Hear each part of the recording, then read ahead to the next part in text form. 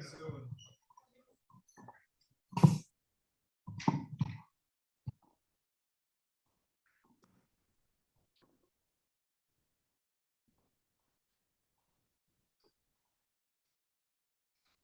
Krishna.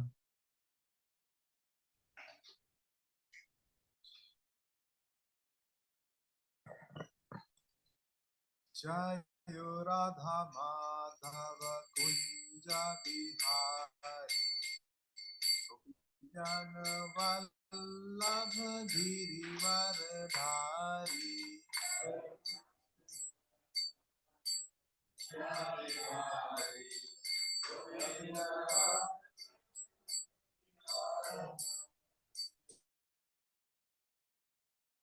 Jayo Radha Madhava Kunja Bihari Jana Vallabha Girivaradhari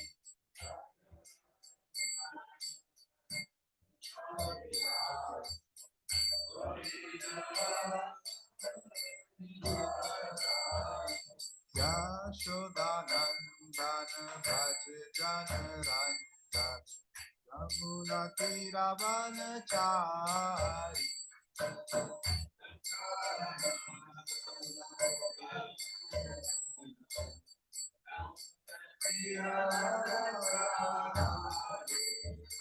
Yashodanandana Bhaj Jana Ranjan Yamuna Tiravanachari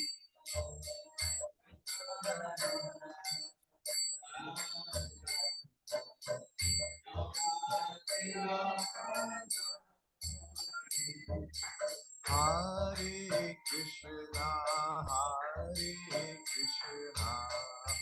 Krishna Krishna, Hare Hare, Hare Rama, Rama, Rama, Hare Hare.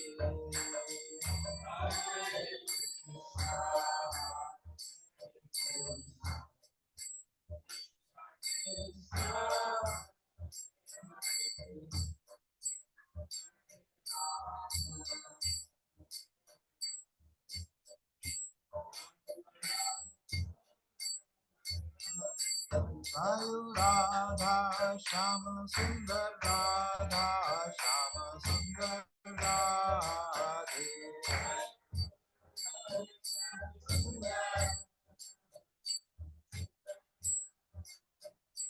Jayo Krishna Balaram Krishna Balaram Jayo Krishna Balaram Jayo Krishna Balaram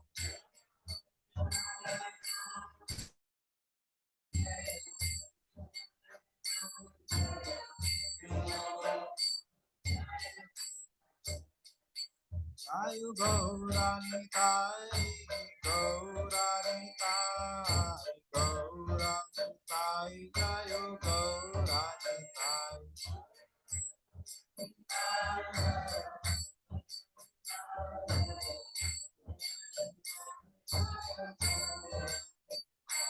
Jayo Jayo Prabhupada Prabhupada Prabhupada Jayo Jayo Prabhupada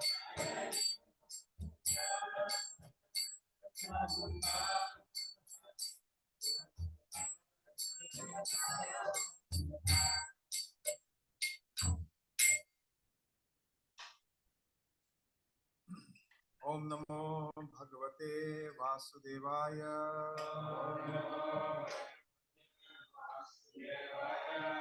Om Namo Bhagavate Vasudevaya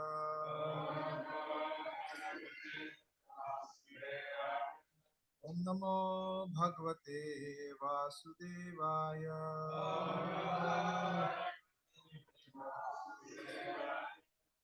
Narayanam Namaskrityam Naram Chaiva Narottamam Devim Saraswatim Vyasam Tato Jayam Mudiraye नष्टप्रायेषु अभद्रेषु नित्यं भागवत सेवया भगवते उत्तमा श्लोके भक्तिर्भवति नैष्ठिकी ॐ अज्ञानतिमिरान्धस्य ज्ञानञ्जनशलाकया चक्षुरुन्मिलितं येन तस्मै श्रीगुरुवे नमः।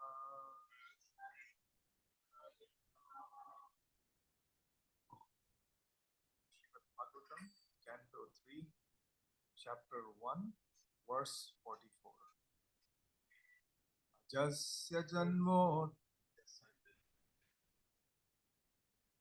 So there's 18 verses. That's what I'm thinking. Okay.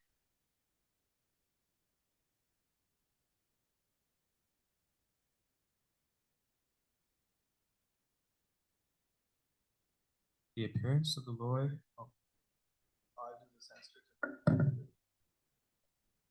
Ajasya janmotpathanashanaya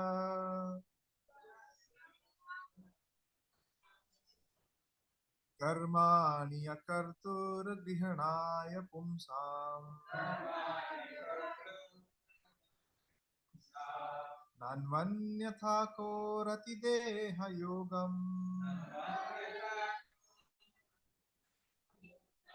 परो गुणानाम् उत कर्मतन्त्रम् अजस्य जन्मोत्पथनाशनाय कर्माणि अकर्तुर्गृहणाय पुंसाम् नान्मन्यथा को रहति देहयोगम् परो गुणानामुत कर्मतन्त्रम्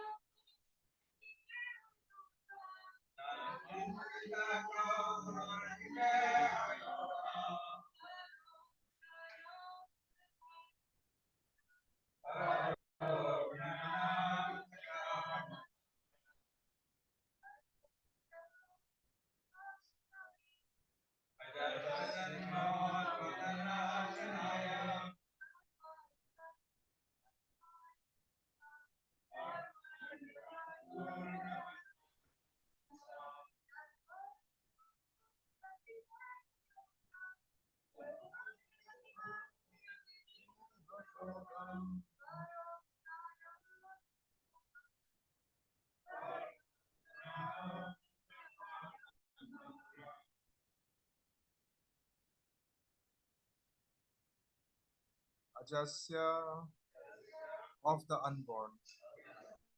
Janma, appearance. Utpathanashanaya, for the sake of annihilating the upstarts. Karmani, works. Akartu, of one who has nothing to do. Grihanaya, to take up. Pumsam, of all persons. Nanu anyatha, otherwise. Kaha, who. Arhati, may deserve. Deha yogam, contact of the body. Para, transcendental. Gunanam, of the three modes of nature. Uta, what to speak of. Karma tantram, the law of action and reaction. Translation. So I'll read the translation and someone can read it. The appearance of the Lord is manifested for the annihilation of the upstarts. His activities are transcendental and are enacted for the understanding of all persons. Otherwise, since the Lord is transcendental to all material modes, what purpose could he serve by coming to earth?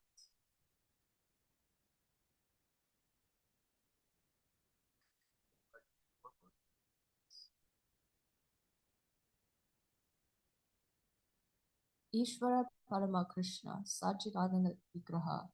The form of the Lord is eternal, blissful, and all-satisfying. His so-called birth is therefore an appearance only, like the birth of the sun on the horizon. His birth does not, like that of the living entities, take place under the influence of material nature and the bondage of the reactions of past deeds. His works and activities are independent pastimes and are not subject to the reactions of material nature. In Bhagavad Gita, it is said, Namam karmani limpanti, name karma phales praha, itimam yo bijanati, karma virna sabhatyate. The law of karma enacted by the Supreme Lord for the living entities cannot be applicable to him, nor has the Lord any desire to improve himself by activities like those of ordinary living beings. Ordinary living beings work for the improvement of their conditional lives. But the Lord is already full of all opulence, all strength, all fame, all beauty, all knowledge, and all renunciation. Why should he desire improvement? No one can excel him in any opulence, and therefore the desire for improvement is absolutely useless for him. One should always discriminate between the activities of the Lord and those of ordinary living entities, living beings. Thus, one may come to the right conclusion regarding the Lord's transcendental position. One who can come to the conclusion of the Lord's transcendence can become a devotee of the Lord and can at once be free from all reactions of past deeds. It is said, Karmani nirdhati kintu chapakti bhajam. The Lord minimizes or nullifies the reactionary influence of the devotee's past deeds.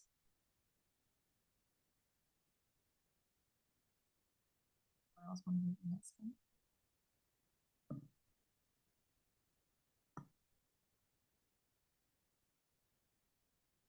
The activities of the Lord are to be accepted and relished by all living entities. His activities are to attract the ordinary man towards the Lord. The Lord always acts in favor of the devotees, and therefore ordinary men who are fruitive actors or seekers of salvation may be attracted to the Lord when he acts as protector of the devotees. The fruitive actors can maintain their goals by devotional service, and the salvationists can also maintain their goal in life by devotional service to the Lord. The devotees do not want the fruitive results of their work, nor do they want any kind of salvation. They relish the glorious superhuman activities of the Lord, such as his lifting Govardhan Hill and his killing of the demon Putana in infancy. His activities are enacted to attract all kinds of men, karmis, jnanis, and bhaktas. Because he is transcendental to all laws of karma, there is no possibility of his accepting a form of maya, as is forced on the ordinary living entities, who are bound by the actions and reactions of their own deeds. Someone else like to pick up?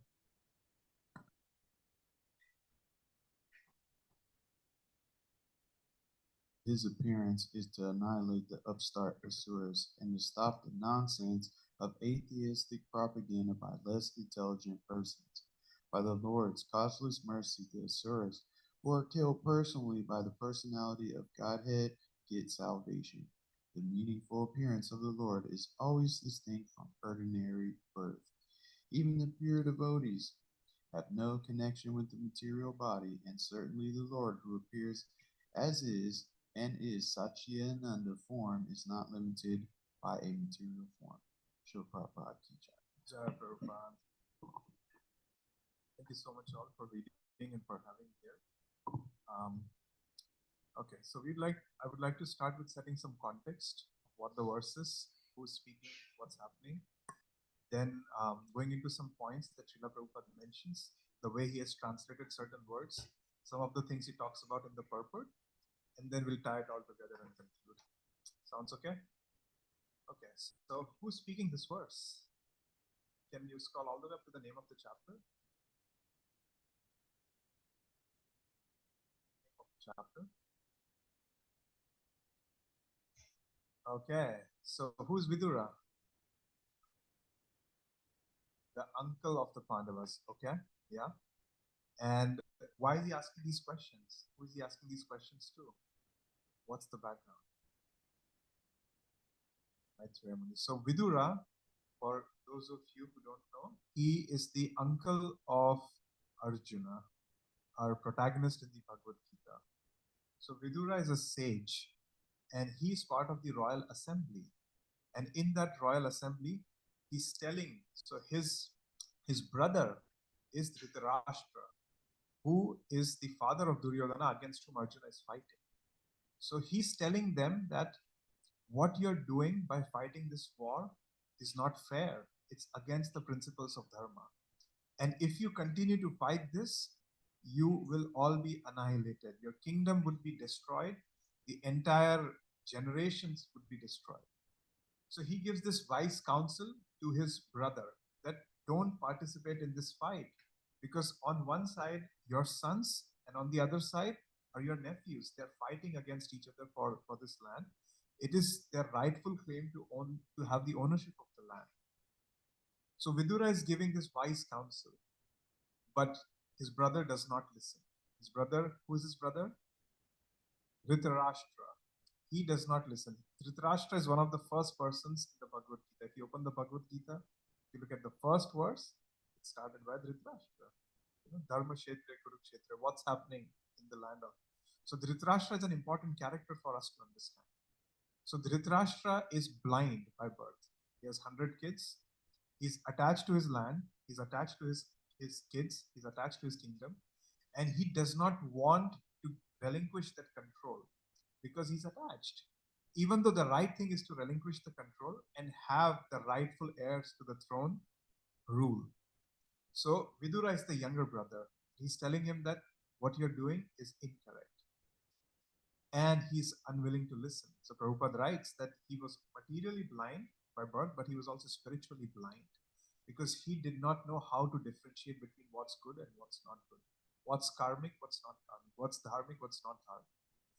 So when Vidura is expressing this, Dhritarashtra's son Duryodhana is in the assembly. And he tells him that, who asked your opinion essentially? He said that you have no right. You have never ruled anything. You just walk around just giving us your sage advice. We don't care. We are rulers. So get away. So he insults him like that. And he calls him that, oh, you are the son of maidservant. There's a backstory of how he's born. But he essentially calls him that you are a son of maidservant. You have no right to interfere in royal matters. So Vidura, recognizing that, and it's a situation that we may all deal in our lives, that when we are telling someone, don't do this, this is not good for you, and they are in denial. So Duryodhana was in denial, and so Vidura was unfortunately sent away from the kingdom. So Vidura decides that it's not worth changing their minds. So sometimes when situations like that arise, when you are engaged with someone, they're not listening to you, and they're bent on doing something, and you know that it's going to cause challenges for them. And if they don't listen, what do? You follow on the footsteps of Vidura. He leaves the assembly and he goes on a pilgrimage. That's the best thing to do. So if you ever get into a fight with someone at Krishna house, don't know what to do, book a one-way ticket to Vrindavan and go on pilgrimage. The fight will resolve itself and then you can come back. Okay, yeah, you can go to the new Ramanvriti, not the actual. So that's another option. But we follow in the footsteps of Vidura. He shows us that when your voice is not being received and respected, and when you know that you are giving wise counsel, you go on pilgrimage and you accept the suffering and the destruction of the family that's gonna come. One second. Yeah. So Vidura accepts that path, that okay, it's all gonna go to ruination, and so I might as well just focus on my own spiritual practice in life. And so he departs, and he goes on a long journey, travels all around parts of India. So he starts with Hastinapur, which is modern day Delhi, which is where the kingdom was, which is where Arjuna and Pandavas they were all living. So it's Delhi. And the battle of Bhagavad Gita was Kurukshetra, a little bit to the south. So he departs and he's going to all holy places. He goes to Haridwar, he goes to the Yamuna, he goes to the Ganges, he goes to the mountains. And on his tour, on his pilgrimage, he runs into someone. Who does he run into? Uddhava. Who's Uddhava? The cousin of Krishna. So Uddhava was Krishna's cousin. Uddhava is described as somebody who looked exactly like Krishna. So much so that people would get confused that, oh, that's Krishna, because they were best of friends. They shared their hearts with each other. Uddhava also considered Krishna as his guru, as his teacher, and there's a lot of nuances in their friendship and their relationship. So he meets Uddhava, and again, his pilgrimage is a long one. He doesn't go for one semester and come back. He's traveling for years. He's traveling. It has been over a year at least. He's traveling around, and he meets Uddhava, and he asks, Uddhava, you don't look so good. What's happening? What's with your face? Your eyes are puffed up. You don't look like your regular self. What's happening? And Uddhava says that, oh, didn't you hear how the battle ended? Krishna has left. Krishna has left the planet. The battle of Kurukshetra has been ended. Yudhishthira has been crowned the king. And all of this has happened. And my heart is burning because of separation from my friend, because my dear friend is not in front of my eyes. So at that point, when he meets, so then he, in order to get to understand more of what's happening, Vidura starts asking these questions. So he asks a bunch of questions, and I know we didn't read through, but I can quickly talk about some of the questions that he asks. And so where they meet is a place called Prabhas Kshetra, which is near in the state of Gujarat today. If you go to India in the state of Gujarat, you'll be in the place where this meeting happens. So now this Vidura, our great counselor, he's asking the question. So what other questions does he ask? He asks what happened after the war. So he leaves before the war happens. He's asking what happened, what transpired, how did it go, where did Krishna go, what happened to him, and how should we act and react after his departure? Because when he was there was a lot of dharma and rules and principles available to us. Now that he's not there, what should we do? This is the same question that the sages of Naimisharanya ask, and the Srimad Bhagavatam comes about through their conversation. So they're always asking this question. So we see there is a culture of learning there. There's always a sense of how do we live in this world? It's a question that almost we ask every day. A lot of motivation speakers, influencers, if you see what are the questions they're asking, how should you live? Oh, you should wake up at 4 a.m. or try this routine and this will make you $1 billion in 1 year. It's the question of how should we live, right? That's the question. Everyone is asking the question. How am I supposed to live in this world? What am I supposed to do? I make my task, I make my goals, but then my last year's New Year resolutions have not been done. Should I make more for this one? So this is the question. This is the question that they're asking. So Uddhava asks, how should we live? What should we do here? It's a relevant inquiry. And we know that Vidura is he already knows a lot of these things. He's a wise sage. But yet we see that the humility and the culture of learning that's present there. Because our spiritual growth begins when we ask these deep existential questions. If you're coming to Krishna house, if you live here, but if you're taking things for granted, and for anyone, if you're practicing bhakti, and how many years it has been, and it applies to me also. But if we start taking things for granted without that deep existential inquiry, then one day we might feel that why do we do this? What's the point of this? I might as well just go around to the pub down the street. So it requires a deep existential inquiry that some of our sages always carry. I used to wonder that why are they keep asking the same questions? Shukdev Goswami and Parikshit, it's the same similar questions. Then Shuta Goswami and all the sages, similar questions. Arjuna in Bhagavad Gita, similar questions. What is self-realization? How does it look like? How can I practice? How can I control my mind? How do we remember the Lord? What are his pastimes? Vidura, same questions. The Bhagavatam is filled with these questions. And the answer that I'm realizing as I read through this and as I meditate on this, is that the moment we stop asking the questions, we stop our sense of curiosity and we stop discovering that Krishna is unlimited. Our connection with him is infinite. It's beyond this realm of this matter. So if we stop asking the questions, that means that we are not pursuing, because Krishna's happiness is increasing. He's ever increasing. So our curiosity should always be ever increasing. So that we know, how do we know that we are on the best path? The second thing is by sharing and asking these questions. Tushyant teacher, Raman teacher, it's given in Srimad Bhagavad Gita, that we create an environment where we can discover more and understand other facets. So that's why questioning is very important. My Guru Maharaj often says that question mark is like a hook. If you see the question mark, we throw the hook and we get answers. The Vedanta Sutra begins, Athata Brahma Jigyasa. Have some curiosity. So it's important for us to be curious, just like Vidura is here. So that's why this chapter is titled Questions by Vidura. So he's asking all these questions to Uddhava. In some sense, Uddhava is his junior, if you think about it. Because Vidura is in some sense Krishna's uncle because of relation with Kunti. And yet he's meeting someone younger than him and he's asking all these questions. Learning has no age, and understanding and discussing about the Supreme and divinity has no foundations of age and maturity and things like that. We can ask these questions and learn. So anyway, so Vidura is asking all these questions, right?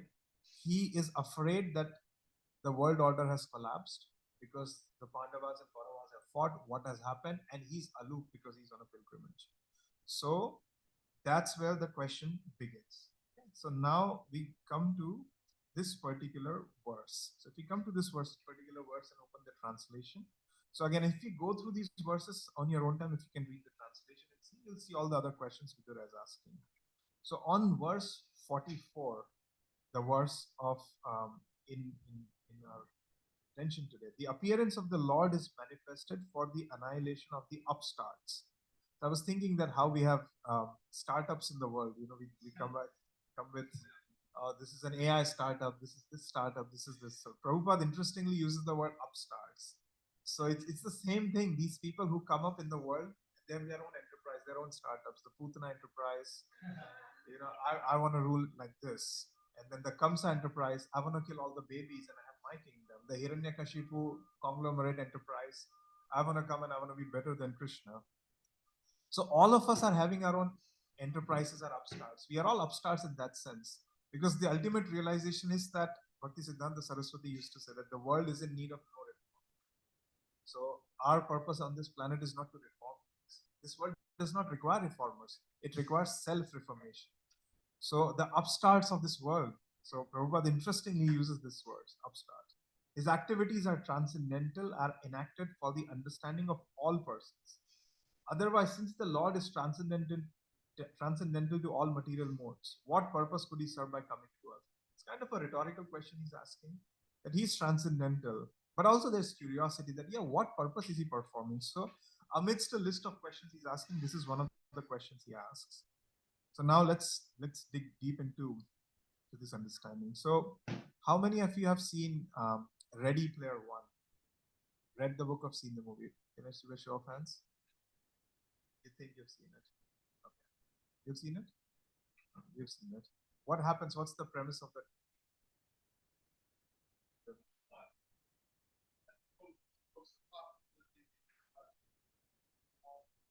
That's right. Yeah. Yeah. Ready Player One is a famous novel. It was directed by Steven Spielberg or produced by Steven Spielberg when the movie came out. The premise of Ready Player One is that in a post-apocalyptic world where the natural resources have been exhausted and people still have their jobs, but they're struggling, they plug into a system called the Oasis. It's a virtual reality platform. Everyone plugs in their VR headsets and lives in that world, and they do their actions, and they actually even earn money there that can come to your account and then you can expend. So people are more interested in spending and enjoying in that VR world as opposed to the real world, because that's where they have their relationships. So somebody's sitting in one part of the world with his VR headset, somebody's sitting in another part of the world, they have friends, they have relationships, and there's tournaments that happen in order to solve it. Now, why do I bring this up? Why do I bring this up? It's kind of like us. How do you mean?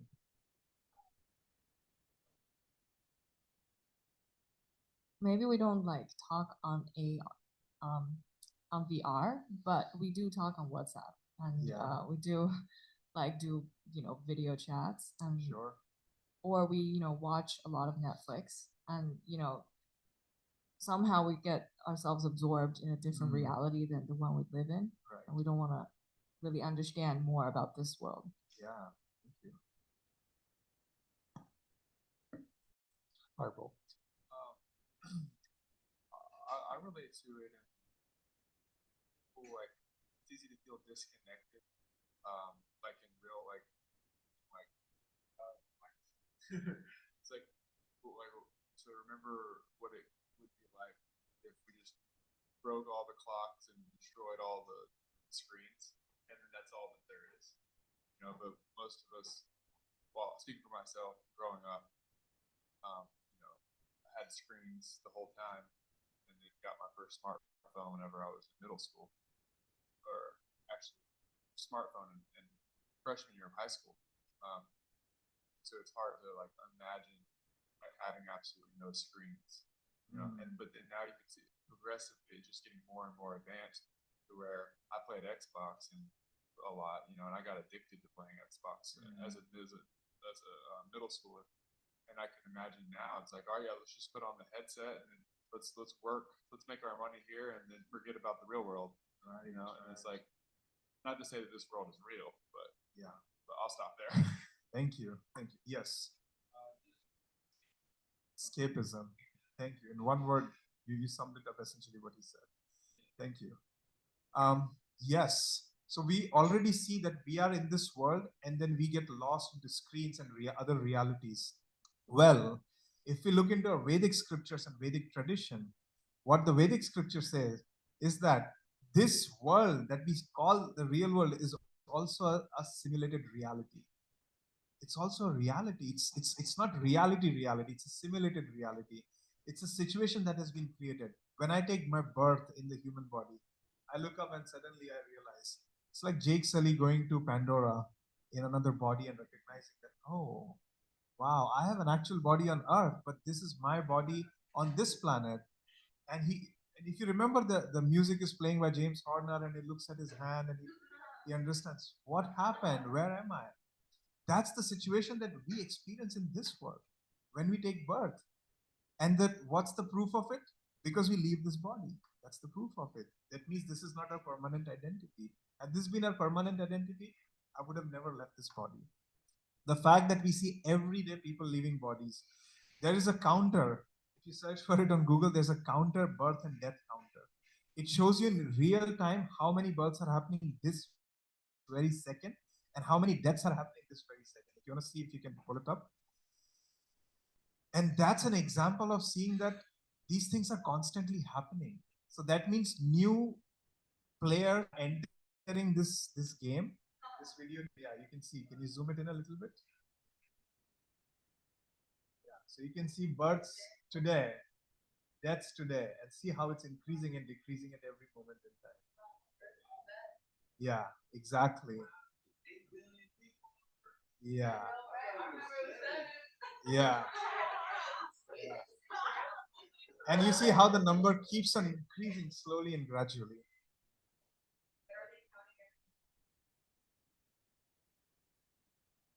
It's an estimation, of course, but it's based on medical records that they look at. There's a methodology that they talk about. Anyway, we can go back to the verse before we get distracted. Yes.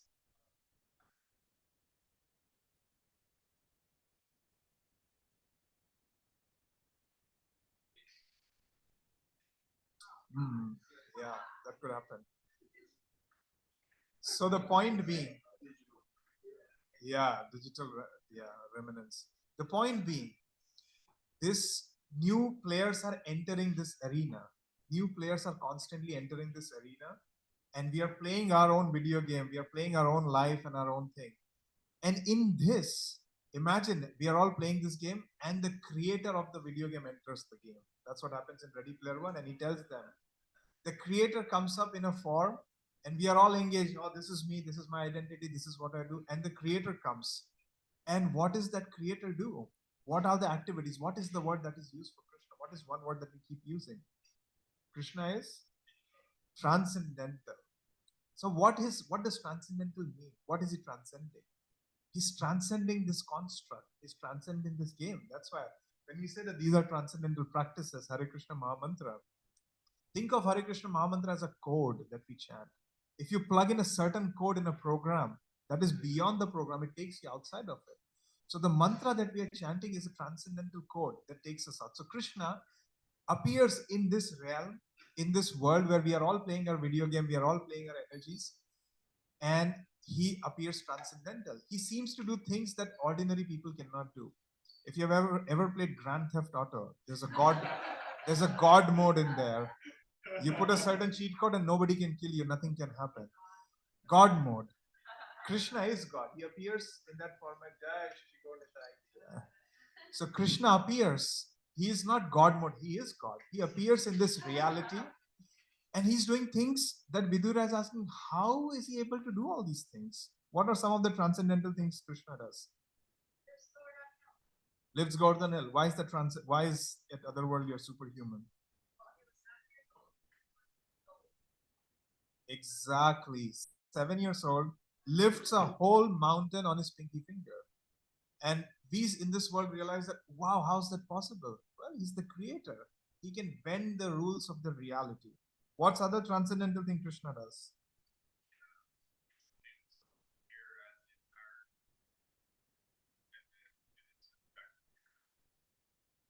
Yeah, he shows the universal form to Arjuna.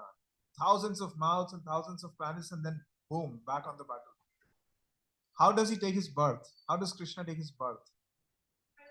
In a prison, when it's flooding, and his father Vasudev has to cross the river, which is flooded with a massive snake behind it, and he appears. It's like, who takes birth like that? He kills who? Yes, yes. And even in the text, right, the Lord's appearance is manifested for annihilation of the upstarts. That's the transcendental activity, right, that we're talking about. Right, exactly. He kills Putana when he's an infant. He's an infant, and Putana is this big yogini.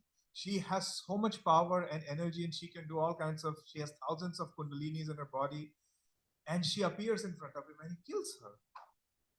Krishna has unlimited such pastimes that we go about.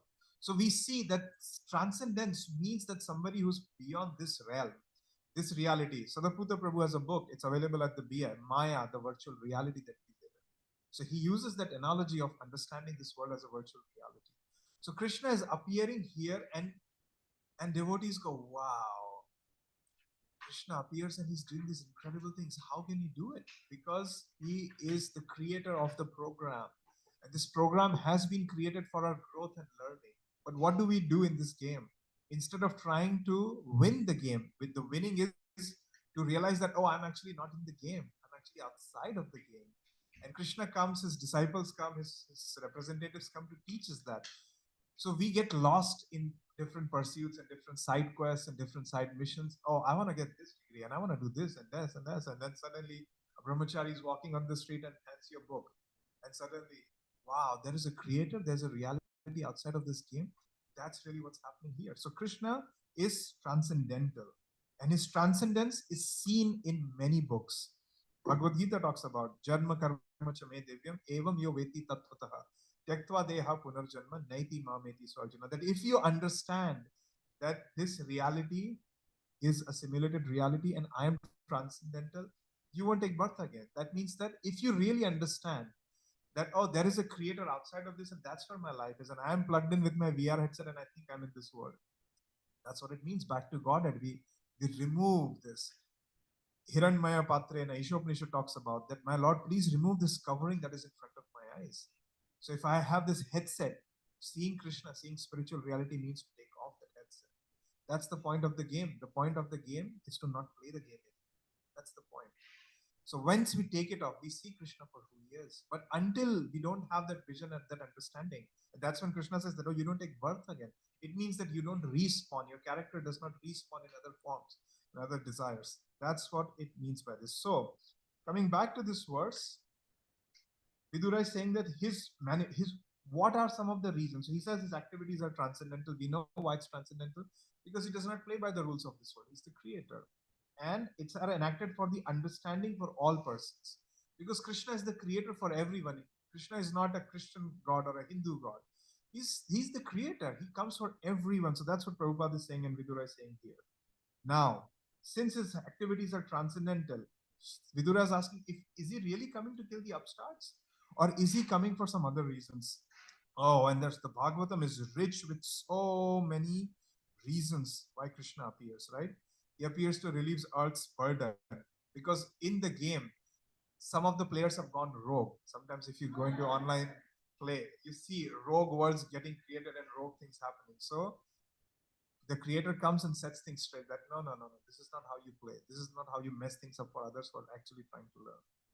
He makes transcendence available to us so we can see in this world that, wow, there is a reality above this reality. He also comes to protect the pure devotees who are actually trying to help people get out of the game. He protects them, right? Paritranaya sadhuna. What else he does? He comes for utpatanashnaya. That means that he kills these upstarts. There is all these upstarts. Putana comes, Trinavalta comes, right? The snake Keshi comes, Kalia comes, and they are all representing. In one of my previous classes here, we actually talked about what do all these demons represent. Does anyone remember? What does Putana represent? False guru. Very good. What does Kamsa represent? Yeah, false ego and tyrannical politics. What does Shishupal represent? It represents envy. Keshi represents pride and renunciation. So anyway, all these demons come and they are all these characters. So when Krishna is killing them, I used to wonder that these are just cute stories. Until I read Bhakti Vinod Thakur and he says that no, they're not cute stories. All the facets of us that want to keep us in this game, these demons represent those facets. So there are various characters that are representing our pride, our cruelty, our duplicity. Bakasur represents duplicity. So when Krishna is coming and killing all these people, what he's actually doing is he's trying to kill those tendencies within us. So when we read these pastimes, we read it from that lens. And the area of our life that is weaker, we understand out of all these demons, what do they represent and what am I struggling with? And we read that pastime over and over and over and over again until it really hits us and Krishna purifies us. Yes. Think about the image of the Srimade ripping the guts out of Hiranyakashipu, and I think about it sometimes symbolically that, hope that the Lord can tear out, the materialistic tendencies in me, because that's what he represented. He just wanted wealth and power and control. And, I feel like, yeah, the Lord can just go into your heart and just pull your heart out. Absolutely. So we see these pastimes and we see these examples of Krishna entering this simulated reality, doing all these things to teach us. And when we connect with that pastime, we see that, wow, what does this pastime mean for me? How can I invite Krishna to come do that so that my coverings disappear and I can really see for who he is and what the reality is. There are people, there are devotees, advanced devotees in this movement, on this planet, who know their spiritual forms and their names and what their position is. Because they're transcended. They're transcended. So that's our goal also, to come to that point. The process of bhakti is the process of, I don't want to play the game anymore. It's good enough. I played it for a long time and I never seem to win. I try to win all these ways. The way to win the game is to quit the game, and not quit, but to learn our lessons before we quit the game. If we try to prematurely quit the game, then we get respawned again in different ways because we have not learned our lesson. So we have to learn our lesson. That's the point. And all of us have gotten tailored lessons in our lives right now at this very moment, wherever we are. We are in the best moment according to our proclivities, our karma, and also what Krishna wants us to teach. So if you find yourself in your life in a situation that, why is this happening to me? How can I get away from this? How do I get there? Well, try asking the question, what's the lesson in this moment? If you learn the lesson of this moment, you get onto the next round and the next round until you come to the final lesson. So we keep learning these lessons. Yes. Okay. All right. So until we keep learning these lessons, that's why it's Just like you have levels in a video game, the simulated reality has levels. And we are all on different levels and different pathways according to our lives. And we got to keep learning the lesson. That moment we learn and finish all the lessons, we are out. We are out. We may enter this again out of our will to serve, like people like Srila Prabhupada, Acharyas who come to help other players. But I am learning and growing. So what level am I at? Nobody can judge. Only I can judge. And I cannot judge someone else. I just have to look at my own heart. And so my my suggestion to you is that try journaling about it today. Think about it. Try to make a level of, if I'm here, if Krishna is in spiritual realities there, what's coming in between? What are some of these levels that I have to learn and cross over? And what is one lesson that I am refusing to learn? What is something that I'm pretending not to know? What is that lesson for me right now? Am I in denial about certain habits of my life? Am I just living in confusion? Am I just here because I don't know, or because I do know but I don't want to do it? What is that lesson? What am I running away from to connect? Because when we connect with Krishna, we also connect with ourselves. And so all of those things happen parallelly. So what is that thing that you want, that Krishna is teaching you right now in this moment, in your circumstance? Whether it's your career related, health, finance, money, family, relationship, spiritual life, wherever you are, whatever is happening, identify that and see how you can learn to go on to the next point in time. And once we do that, then Krishna's purpose of coming to the earth is serve. That's the point that Vidura is making, right? That if he's transcendental, what purpose could he serve? One of the purpose he serves is to show us the right path, to show us the path of happiness. When the Bhagavatam talks about transcendence and happiness in spiritual reality, what he's meaning is that the life beyond the virtual reality that we find ourselves in. And the end goal of it is to take this off, and we can understand Krishna's pastimes, and we can go from that perspective to the higher realm. Okay. In conclusion, some other way to envision this is also the Matrix. If you have never seen the Matrix, I highly recommend it. Go watch the Matrix. It's incredible, just an understanding of it. A lot of it is parallel with Bhagavad Gita. And you'll see the role of Morpheus and the role of Guru that appears and tells us that this is the Matrix. This is not the reality. Actual reality, and how Neo is plugged in. You can also think of it as a theater. If a play is happening, and sometimes the director himself enters the play to correct things and go back. Krishna is like the director who enters the play and corrects it. Prabhupada often gave the analogy of dream. Prabhupada writes multiple times, this material world is a dream, it's a dream, it's a dream. And higher spiritual reality is a state of consciousness. Prabhupada says Vrindavan is a state of consciousness.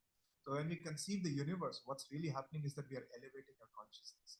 And that's the game we are playing. So if you think of yourself, imagine that in video game you have a meter, right? That shows we have a consciousness meter. And the higher consciousness we have, the more we are able to transcend and understand and help others. That's why we take care of ourselves first, and we support others in the process. So our bhakti, our process is important. And the process of chanting, reading, all of these are ways to increase elevated consciousness. It's all a game of elevating your consciousness. Your consciousness comes to a certain point, you're not in this world. That's why John 4:32 in the Bible says, we are in this world but not of it. Because we transcend this and we come to reality in that perspective. The Bhagavad Gita 15th chapter talks about this world as a reflected tree. It's an actual tree, Urdhva Mula Madho Shakam, right? But there's a tree that is reflected. Same reality. Understanding that this reality is a minuscule representation of the actual tree. All right. So we read about these. So yeah.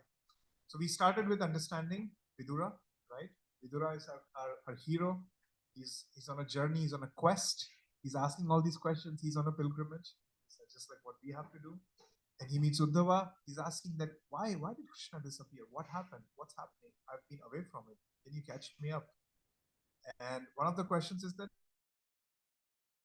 what purpose does Krishna appear for? I get it that he comes to kill these upstarts, right? There are all these upstarts in this world, and we have to see that how can we, instead of making our own upstart or startup, how can we have a franchisee? A franchisee is a model that our acharyas have done, as Krishna has done. How can we start that? So Vidura is asking that question. Through that, we understood the culture of learning that comes from that, the growth of Vidura and what we can learn from it.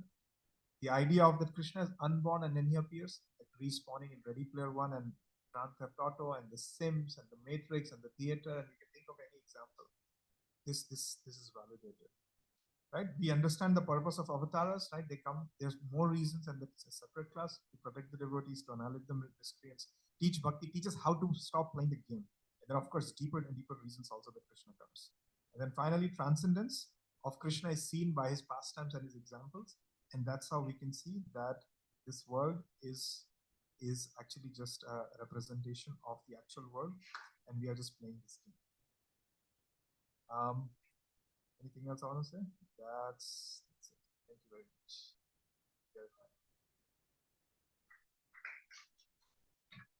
If there are any questions, comments, we can take it right now. Yes. Okay.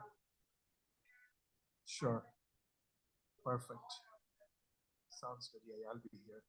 Okay. Hare Krishna. Thank you for having me here.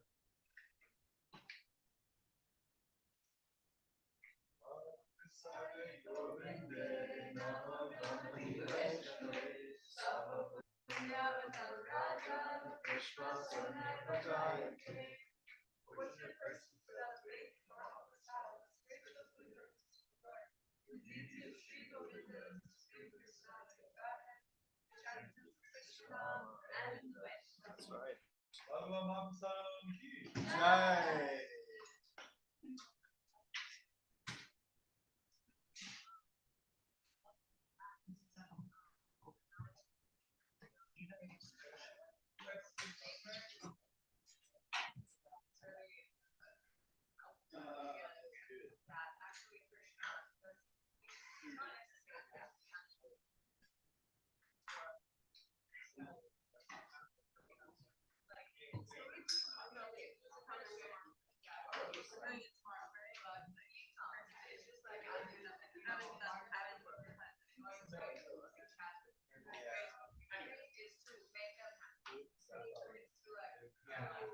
Connect with them.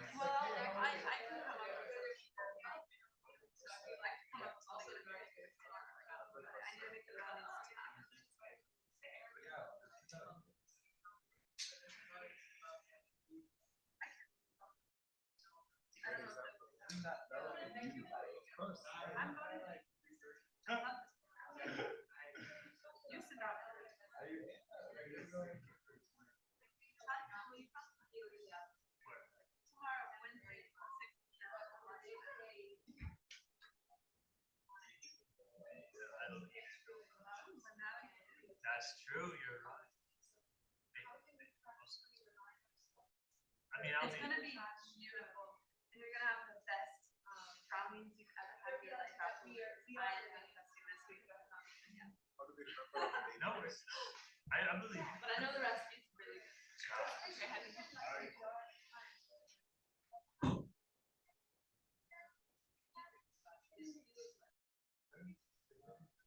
Well, in heavy situations, we feel out what's happening. So we don't deny our feelings. We don't deny what's coming for us. Because that leads to spiritual bypass. Prematurely understanding, prematurely taking realization. But we also don't bypass spiritual. So there's both. We don't spiritually bypass so that we feel what we're feeling and really feel it completely. Goswami talks about that we are market which find a mentor, we find a friend, we share our this is really what that is. Some people go through this problem of that's how those are all okay questions. Those are all part of questions that we go through. I have seen senior devotees losing faith in bhakti, going on the journey. So we don't shame anyone or ourselves. We know that yeah, this is the lesson, this is my level, right? This is where I'm at. We feel it out. And at the same time, we don't dissociate from the process. That's why sadhana is important, right? And purpose is a good word. Somebody asked him, your brain, what should I say? What did he say? He said, yes. He said, your brains are dirty and I'm washing them. Literally, this is what I said. So this is what Prabhupada said. So we wash our brains in this. It was asked that, well, you recommend connecting with my affirmations, my motivating practices every day. Motivation doesn't last. How do we sustain it? He said, well, either the way. So the point is that if we can really have something that is, there's an aspect of bhakti that we do collective, that everyone is doing everything chanting, Kirtan, Harinam, Seva, but there is also a personal aspect of what is that personal aspect that I want to do.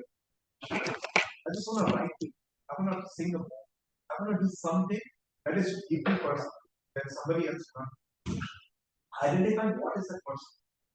That will always. It's almost like a personal spiritual care practice, which is, and it could be anything. Some people I know, they love reading a lot. Some people, my wife loves sketching in German and it's our practice. So you do that. So you personalize your practice and see that. Because there will be moments and days where I don't find motivation. I don't find motivation. I don't find motivation. So what is my end? That one thing that can remain accurate. That's the other way. And also, Krishnadas Kavira Goswami talks Siddhanta Bhuriyacha, that in order to get to the deeper realms of understanding Krishna consciousness, in the philosophy, just acknowledging that. Because if we go too much into philosophy, we lose the taste of bhakti and rasa and its emotions.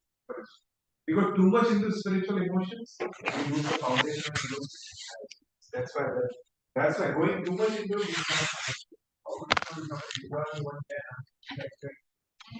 there's no philosophy.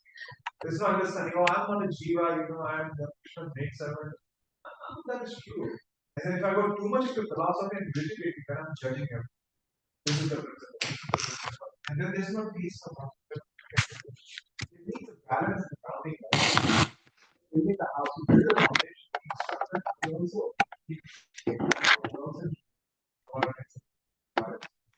the decor is the emotion.